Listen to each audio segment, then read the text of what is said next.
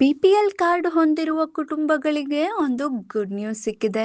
ಆರ್ಥಿಕವಾಗಿ ದುರ್ಬಲ ವರ್ಗಗಳ ಮಕ್ಕಳಿಲ್ಲದ ದಂಪತಿಗಳಿಗೆ ದೊಡ್ಡ ಸುದ್ದಿಯೊಂದು ಬಂದಿದೆ. ಕರ್ನಾಟಕ ಸರ್ಕಾರ ಆಯುಷ್ಮಾನ್ ಭಾರತ್ ಪ್ರಧಾನಮಂತ್ರಿ ಜನ ಆರೋಗ್ಯ ಯೋಜನೆ, ಮುಖ್ಯಮಂತ್ರಿಗಳ ಆರೋಗ್ಯ ಕರ್ನಾಟಕ ಯೋಜನೆ ಅಡಿ ನೆರವಿನ ಸಂತಾನೋತ್ಪತ್ತಿ ತಂತ್ರಜ್ಞಾನ ಕಾರ್ಯವಿಧಾನಗಳನ್ನು ತಂದಿದೆ. ಇದರಿಂದ ಬಡ ಕುಟುಂಬಗಳು ದುಬಾರಿ ಫಲವತ್ತತೆ ಚಿಕಿತ್ಸೆಗಳನ್ನು ಉಚಿತವಾಗಿ ಪಡೆಯಬಹುದು. ರಾಜ್ಯ ಆರೋಗ್ಯ ಮತ್ತು ಕುಟುಂಬ ಕಲ್ಯಾಣ ಸಚಿವ ಯುಟಿ ಖಾದರ್ ವಿಧಾನಸಭಾ ಪರಿಷತ್ತಿನಲ್ಲಿ ಈ ಉಪಕ್ರಮವನ್ನು ಘೋಷಿಸಿದ್ದಾರೆ. ಎಂಎಲ್ಸಿ ಡಾಕ್ಟರ್ ಧನುಂಜಯ್ ಸರ್ಜಿ ಅವರು ಎತ್ತಿರುವ ಪ್ರಶ್ನೆಗೆ ಉತ್ತರಿಸುತ್ತಾ ಅವರು ಈ ಮಾತು ನೀಡಿದರು. ಸರ್ಕಾರದ ಈ ಆಯುಷ್ಮಾನ್ ಯೋಜನೆ ಅಡಿ ಐವಿಎಫ್ ಚಿಕಿತ್ಸೆ ನಿರ್ಧಾರ ಬಂಜೆತನದ ಸಮಸ್ಯೆಯಿಂದ ನೊಂದಿರುವ ಅನೇಕ ಕುಟುಂಬಗಳಿಗೆ ಆಶಾಕಿರಣವಾಗಿದೆ.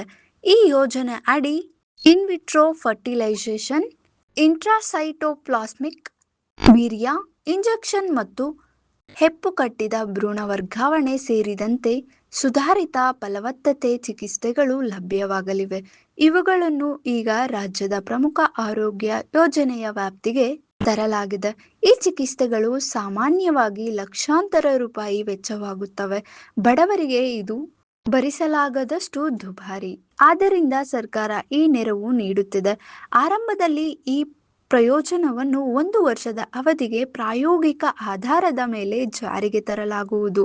ಈ ಹಂತದಲ್ಲಿ ಇದು 120 ಆದ್ಯತಾ ಕುಟುಂಬಗಳು ಮತ್ತು ಬಡತನ ರೇಖೆಗಿಂತ ಕೆಳಗಿರುವ ಕಾರ್ಡ್ದಾರರಿಗೆ ಮಾತ್ರ ಲಭ್ಯವಿರುತ್ತದೆ. ನಂತರ ಯಶಸ್ವಿಯಾದರೆ ಹೆಚ್ಚಿನ ಜನರಿಗೆ ವಿಸ್ತರಿಸಬಹುದು.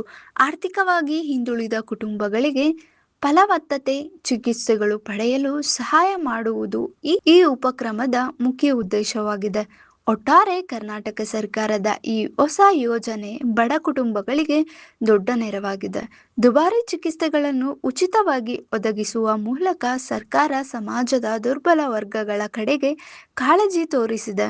ಈ ಉಪಕ್ರಮ ಯಶಸ್ವಿಯಾಗಿ ಜಾರಿಯಾದರೆ ಹೆಚ್ಚಿನ ಜನರಿಗೆ ಲಾಭ ಸಿಗಲಿದೆ.